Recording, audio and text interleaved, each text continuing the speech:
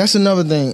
Calvin is someone that he's like, when I ain't had no pops, Calvin was the person that you feel me, stepped in them shoes. So no matter if he's not my coach, anything like that, he's always gonna be there. Can you allude to more about growing up with Lamont Roach in the gym? I know you said it was empty. Oh man, them two used to go at it. You know what I'm saying? You know, Tank was from Baltimore, Roach was from DC, and not knowing that Tank is home. That just leaves somebody at a distinct disadvantage, and I think that's unfair. And so that's how I look at it, and that's what bothers me about you. Lamont Roach Jr. allegedly hinted that Coach Calvin Ford wasn't doing enough to prepare Gervonta "Tank" Davis for his fight. Tank didn't hold back. In a tense moment caught on camera, Davis fired back with raw emotion, fiercely defending his longtime trainer. He slammed Roach's comments as not only baseless but outright disrespectful. The heated exchange revealed Davis's deep loyalty to his team and shed light on the growing tension surrounding the controversial majority draw with Roach. Stuff that we've heard, but I think he's going to have Calvin in his corner this time. I think he will have Kenny, but he's not going to have Calvin. I think that's probably going to be like an advantage for you since he's going to have somebody new in his corner, if I'm not mistaken. More than likely. I think that's a little weird. You know what I'm saying? Be with your trainer, your lifetime, your career trainer, and to you know, to not have him as your head trainer in the corner. So that might be a difference maker for him. You never know. I think me personally as a boxing fan, I think Calvin fits him the best. Knowing boxing inside and out, I think Calvin fits him the best. So, you know, who knows? Gervonta Davis faced off against Lamont Roach Jr. at the Barclays Center on March 1st, 2025. The night delivered more than just a hard-fought battle. It sparked a full-blown storyline. What ended as a majority draw didn't just mark a rare blemish on Tank's undefeated record. It became the epicenter of drama involving Coach. So, Rick Glazer is reporting that Gervonta Davis and Lamont Roach sold 149,000 pay-per-view buys. And he tweeted this report at Turkey al-Sheikh. Coincidence? Truthful? Do you trust Rick Glazer's reporting on this issue? If you do, let me know why. If you don't, let me know why not. But you best believe I have a long video coming on this later today. Y'all be sure to check that out. We'll see y'all soon.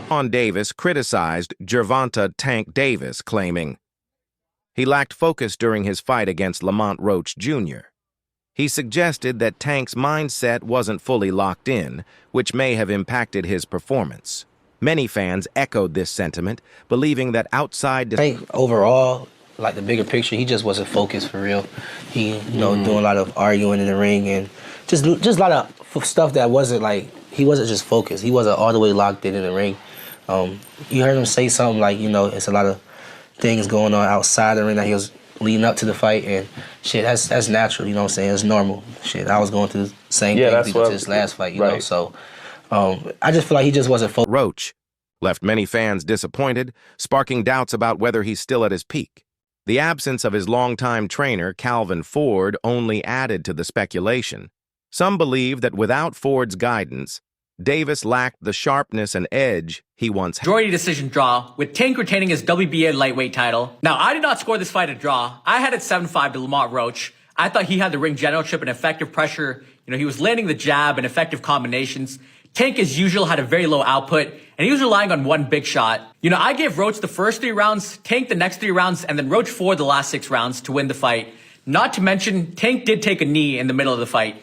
By rule, that should have been considered a knockdown.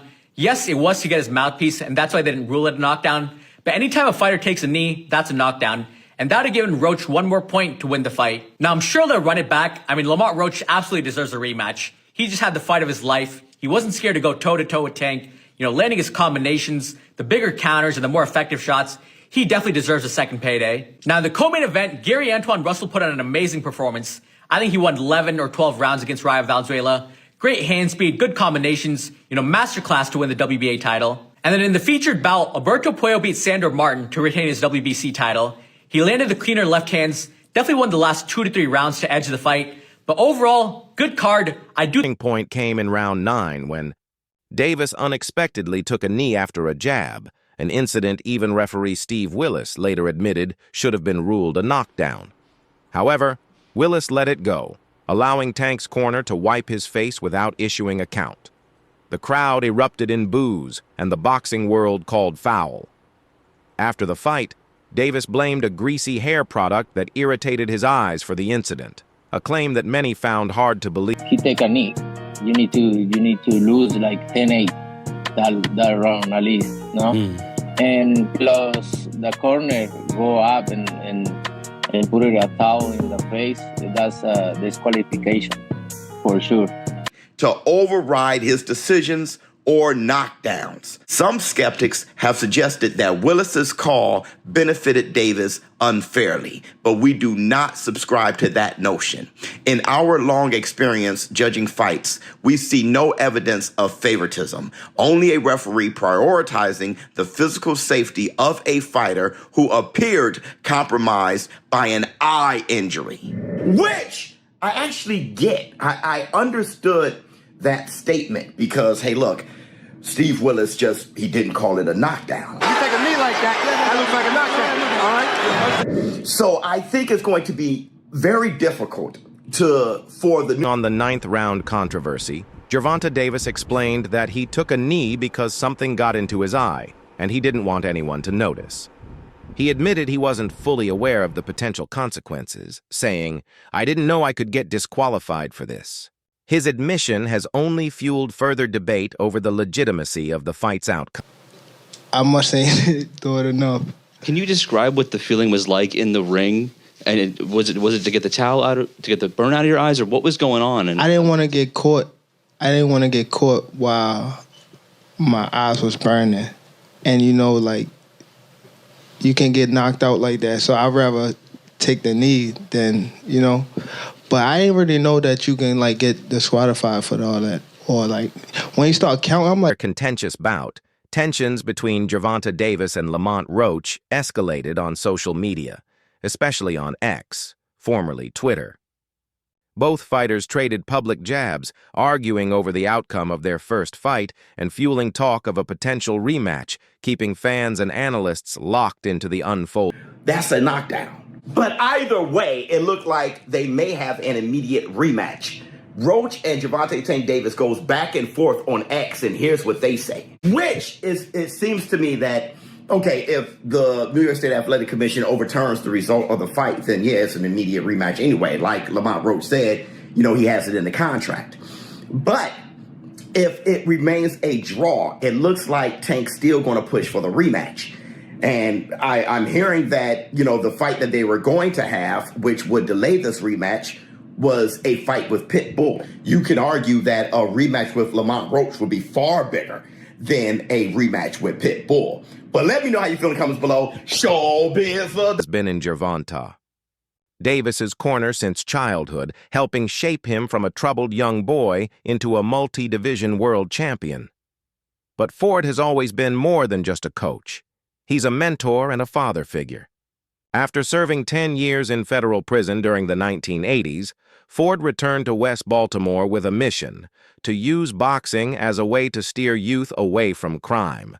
It was at the Upton Boxing Center where he met a 7-year-old. When we first started, man, it was nobody in the gym. And how would I sit there and say one kid and another kid and another kid, and they seen the love that we was given. Everybody keeps thinking it's boxing. It's not boxing. It's basically giving them an opportunity to be themselves. Yeah. And I always preach that because I sit there and tell them all the time. I say, all that's going to get old, so I need y'all to grow up quick. Exactly. You know what I'm saying? So when we in the gym, we're not just teaching boxing, we're teaching life skills. So what are they going to do to me? Nothing. And y'all seen the results. Seen the results. You seen the results of it. Everybody kept saying it was this, it was that. You know what I'm saying? And they only found increments of it. You know what I'm saying? But it spoiled the win. Exactly. It spoiled the win, but Despite their decades-deep bond, Gervonta Davis and head trainer Calvin Ford briefly went their separate ways ahead of the March 1st, 2025 bout against Lamont Roach Jr. It's the best for him. I'm hoping that he do what I need him to do. You know what I'm saying? You see how I asked him, are you ready? You know what I'm saying? Because I need somebody that's going to really push that. so I can see different levels of it. This time I had a chance to step back, and everybody keeps saying, "Oh, they changing up stuff." No, we ain't changed up anything. It's the same thing we always do. You know. Going into the training camp, how was it? Or you said yes, you stepped back a little bit. Well, how was it? Splitting the time. How's it going to be splitting the time to No, this is Saturday something that night? we do all the time. You know what I'm saying? Right now, y'all know all I got to do is speak. They take out history since he was a kid. Their decades-long bond, Gervonta Davis and his longtime head trainer Calvin Ford briefly parted ways ahead of the March 1st, 2025 bout against Lamont Roach. The Lions podcast will not cover the fact that Calvin and Kenny, they got fired. Now, if Devin fired me, it would be, huh? Well, they got fired. I didn't know that was real. I thought that was some cat. They're trying to be quiet. Man, they done got fired, man. Them people done got fired, man. They hoping they get hired. You know what I'm saying? Oh, they're working on getting back. Man, Calvin came in on there with them. He had them GTD first shorts with them GTD leggings, with that GTD Kango cap, with that GTD glasses, GTD shirt. Man, guess what? The man gave him a hug, man, and left him in the hallway. And everybody want to act like that they're not really. See, they keep that magnifying glass on. And trainer of Devin Haney openly criticized Gervonta Davis for cutting ties with Calvin Ford. In an interview, Haney claimed it was Davis's decision to part ways with his longtime trainer and voiced concern over the potential consequences of that.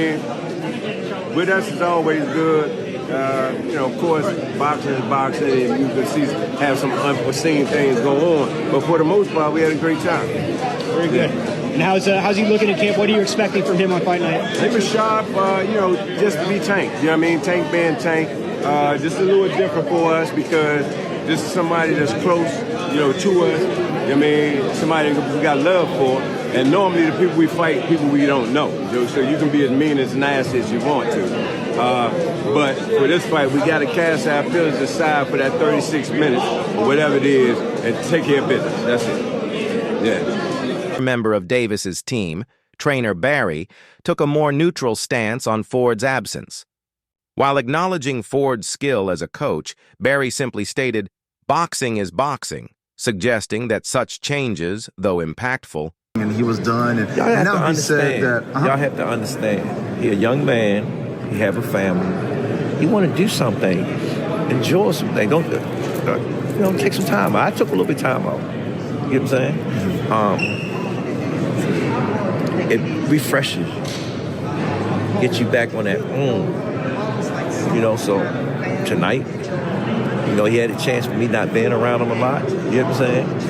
I stepped in and I seen how he missed me and how I missed him. You know what I'm saying? I just can't wait to see. To travel, with Davis for that training camp instead focusing on youth development back home. He framed the decision not as a breakup, but as a strategic pause, saying, "I'm still part of it, just from a different perspective." According to Ford, the time apart gave both him and Davis a deeper appreciation for one another. Been with me since I was 7. I used to sleep in Coach Calvin's house. I used to sleep at his job when he was working at a seafood restaurant in Baltimore. When I had to train Tank, when I didn't want him to get in trouble and I wanted to make sure we was together, I used to take him to work with me. And he'd chill.